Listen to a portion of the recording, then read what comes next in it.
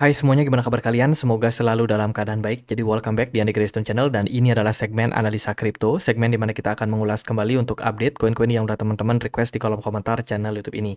Thank you banget, udah banyak requestan yang masuk. Hari ini kita akan membahas requestan yang cukup lama nggak dibahas, yaitu Yearn Finance, Cilis, sama LRC atau Loopring. Thank you banget buat teman-teman yang udah komen ya. Sebelumnya aku mau informasikan dulu, toko kripto ada kerjasama dengan Blue BCA. Teman-teman bisa dapetin hadiah Rp5.000 dalam bentuk TKO jika teman-teman melakukan deposit minimal 200.000. Ya, caranya gimana? Silakan di aplikasi Blue-nya ketika teman-teman mau melakukan transfer, bisa masukkan kode promo Blue TKO MID 25. Ya, selama campaign ini berlangsung, teman-teman berpeluang mendapatkan hadiah ya Rp5.000 berupa TKO minimum 200.000 rupiah untuk depositnya. Jadi event ini berlangsung sampai 30 Juli 2025. Silakan buat teman-teman yang tertarik cek link di kolom deskripsi untuk detail campaign-nya. Oke, kita akan bahas untuk Yearn Finance hari ini diperdagangkan di kisaran level 87.614 rupiah. Teman-teman tahu project dari Yearn Finance merupakan project DeFi ya. Dia tujuannya adalah untuk menyediakan layanan staking untuk mereka yang memang pengen untuk investing. Beberapa pilihan koinnya di sini ada USDS, ada USDC, DAI, USDT, Wrap Ethereum, terus juga ada CRV USD dan masih banyak produk-produk lainnya. Jadi ya seperti DeFi pada umumnya. Ini Yearn Finance sudah update ya untuk outlook daripada platform mereka. Menurut saya ini sangat bagus sih untuk outlook terbarunya. Mereka juga ada beberapa produk lain ya seperti peningkatan protokol layer 2 pada jaringan dari Yearn Finance ya, di mana produk-produk yang disediakan itu lebih banyak. Mereka juga berkolaborasi dengan beberapa penyedia seperti Vault Volume 2, Vault Volume 3, kemudian juga Juice dan juga Game gitu. Jadi kalau kita lihat dari event-event yang terbaru, mereka ada beberapa kerjasama sih atau integrasi. Salah satunya adalah dengan proyek bernama You.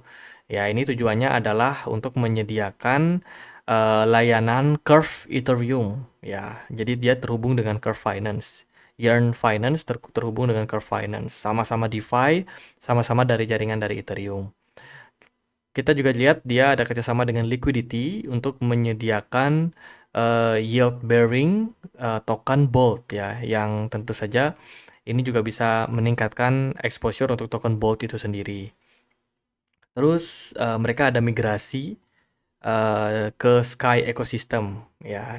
Jadi Sky Ecosystem ini kan project baru yang memang diluncurkan kalau nggak salah tahun lalu ya teman-teman, di mana dia menyediakan yang namanya USDS, salah satu stablecoin baru yang tentu saja USDS ini sekarang sudah bisa dibilang ya bisa dibilang penggunanya makin lama makin banyak gitu. Jadi project dari Sky sendiri USDS ini diluncurkan oleh MakerDAO yang sekarang udah bertransformasi menjadi Sky Protocol gitu. Kemudian beberapa berita dan sentimen lain sih menurut saya juga mempengaruhi, tapi engagement dari Yearn Finance dari dulu ya segitu-segitu aja, teman-teman. Kalau kita lihat dari tokenomiknya ya, Yearn Finance punya maksimum supply yang sekitaran 36,6 ribu. 36,6 ribu dengan supply beredar yaitu 33,81 ribu. Mestinya sih dengan kondisi seperti ini masih ada sedikit token lagi atau koin lagi yang masih bisa di-create ke pasar. Lalu gimana untuk pergerakan dari harga Yearn Finance? Kalau kita perhatikan secara movement overall masih bergerak sideways, cukup panjang. Kalau kita perhatikan dari weekly time frame, Yearn Finance ini nggak jauh-jauh dari area support kisaran 4.000 ya. 4.500 US dollar, seringkali naik sampai level 6.800, tapi ya nggak jauh-jauh dari area tersebut gitu. Jadi kalau kita lihat dari long termnya dari 2022 sampai sekarang, harga Yearn Finance ini nggak terlalu jauh bergerak ya, sideways, flat, sometimes ada peningkatan bisa sampai ke 13.000, tapi nggak berlangsung lama turun balik lagi. Jadi intinya koin ini sideways Dan area yang menarik kalau teman-teman pengen buat akumulasi adalah di 4,5 ribu atau 4.500-an. Itu adalah level-level yang ideal kalau teman-teman pengen masuk. Ya, target profitnya paling bisa ke 7.200, teman-teman udah bisa jual. Jadi, ibaratnya kalau teman-teman mau memanfaatkan Yearn Finance, maksimalkan aja buat swing ya. Ketika dia level support, buy. Ketika dia resistance, jual lagi. Turun lagi dia ke support, buy lagi. Kalau dia naik resistance, ya jual lagi. Tapi harus tetap targetkan untuk kalian punya apa namanya trading plan, ya risk and reward management harus diatur. Jangan lupa pasang stop loss. Kalau Yearn Finance sudah turun di bawah level 4.000, itu adalah sinyal bearish.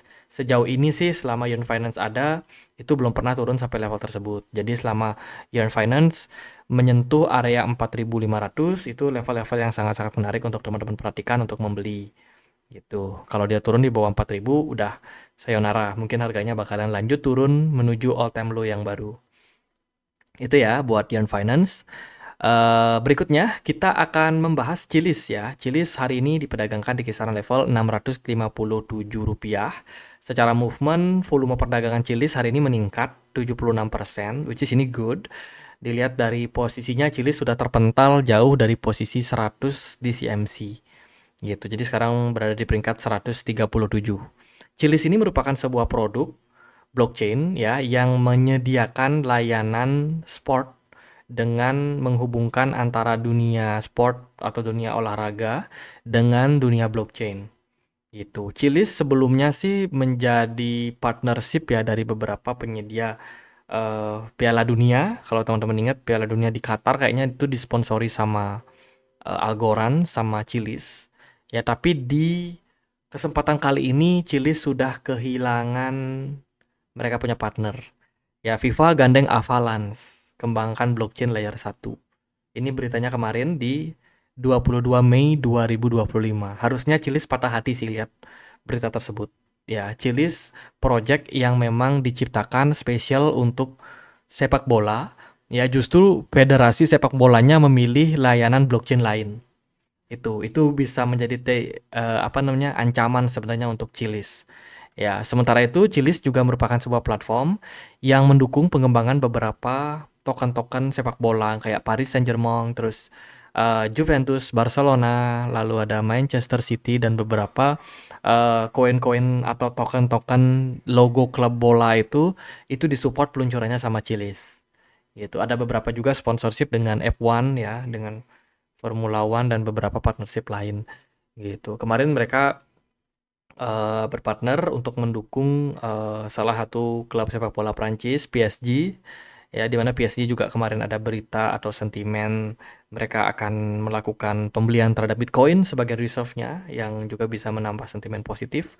Sementara itu di Twitter, Cilis banyak share untuk airdrop atau giveaway gitu ya. Tokennya sayang banget dipakai giveaway terus teman-teman, sehingga ya ya itulah, kalau token udah giveaway biasanya orang-orang yang dapat token itu pada aktif buat jualan karena memang secara apa ya, secara kelangkaan scarcity-nya itu udah nggak ada gitu. Jadi makanya orang-orang juga males kadang-kadang untuk hold token-token yang giveaway.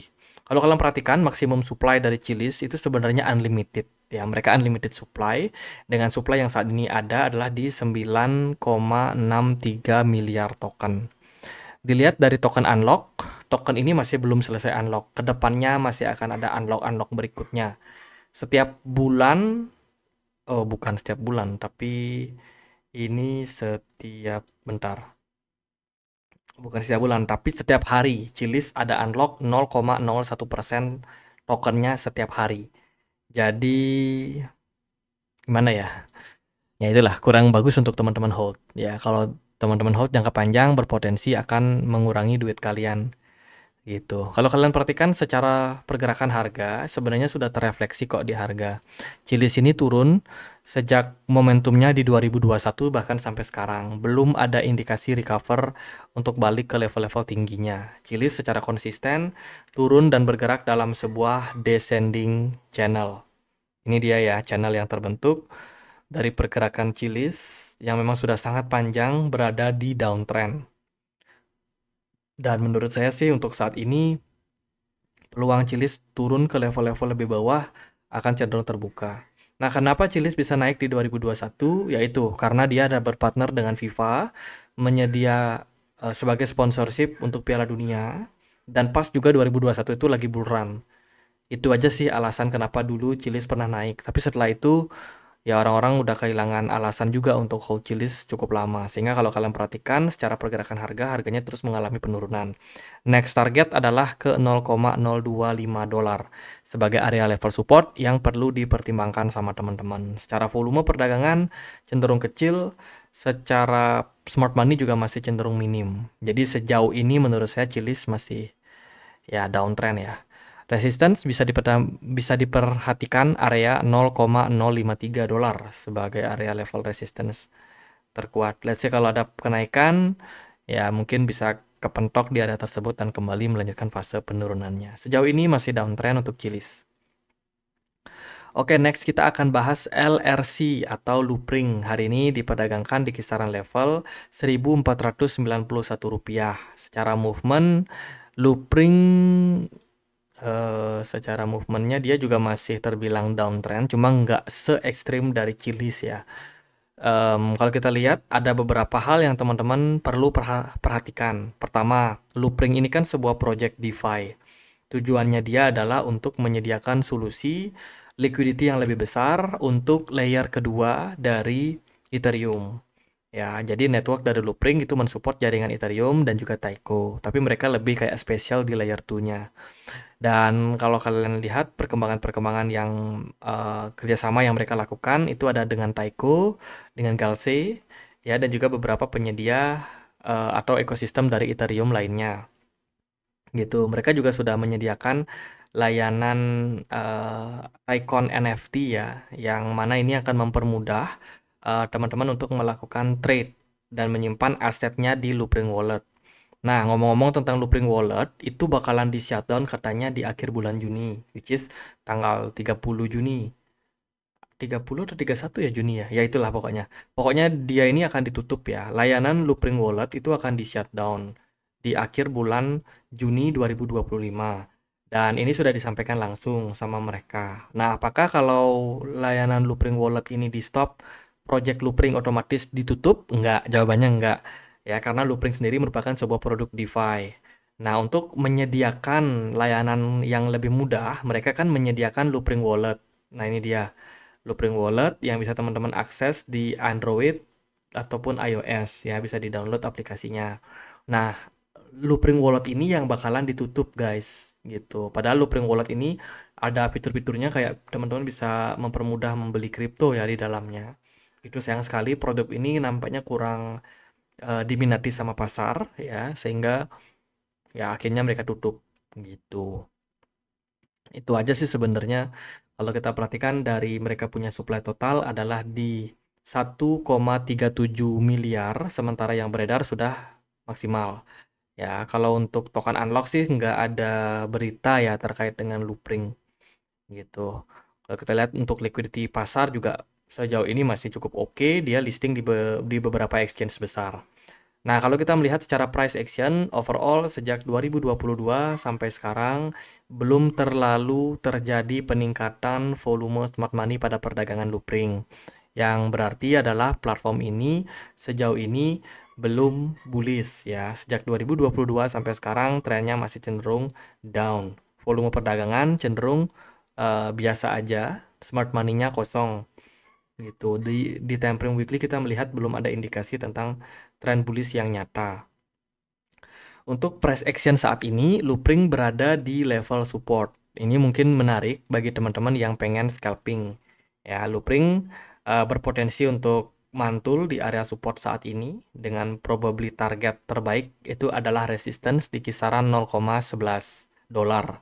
Ya, jadi jika teman-teman andai kata beli nih Loopring di kisaran 0,09 dolar, tercapai 0,11, maka kisaran profitnya itu sekitar 20% dan itu menurut saya possible untuk dicapai secara jangka pendek. Jika tren memungkinkan dan Loopring mampu breakout dari 0,11, ya berarti ada potensi Loopring ini create yang namanya double bottom ya, sehingga memungkinkan Loopring bisa naik lebih tinggi sampai next resistance berikutnya yaitu di $0,2 gitu. Jadi sejauh ini saya melihat Loopring masih berada di area support, level yang menarik buat dipakai scalping. Jangan lupa untuk pasang stop loss. Let's say kalau Loopring berada di bawah 0,079 itu udah warning ya, warning, jangan di hold lagi gitu. Jadi paling gitu aja sih buat pembahasan untuk beberapa proyek ini, Yearn Finance, Chiliz, sama Loopring. Semoga videonya bisa bermanfaat. Teman-teman, kita punya komunitas diskusi di Telegram, tempat aku untuk update berita-berita terbaru ya. Jadi buat teman-teman yang pengen untuk join, linknya ada di kolom deskripsi video ini. Sekian aja akhir kata saya Andre, makasih.